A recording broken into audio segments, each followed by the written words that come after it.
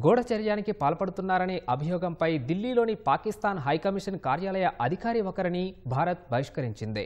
ఆయన్ని అవాంఛిత వ్యక్తిగా ప్రకటించి 24 గంటల్లోగా భారత్ వీడి వెళ్లిపోవాలని గడువు విధించింది.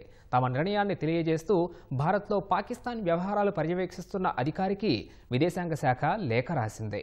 పాకిస్తాన్తో కాల్పుల విరమణ కొనసాగుతున్న వేళ భారత్ అనూహ్య నిర్ణయం తీసుకుంది. పాక్ అధికారిపై అభియోగాలు ఎలాంటివనేది మాత్రం వెల్లడించలేదు. పంజాబ్ పోలీసులు విచారణ చేపట్టిన ఒక గూఢచర్య కేసుతో ఇది ముడిపడిందని మాత్రం తెలుస్తోంది.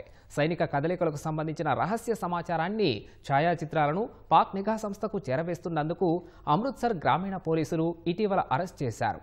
అటు పాకిస్తాన్ కూడా పాక్లోని భారత హైకమిషన్ సిబ్బంది ఒకరిని అవాంఛిత వ్యక్తిగా ప్రకటించి దేశం నుంచి బహిష్కరించింది.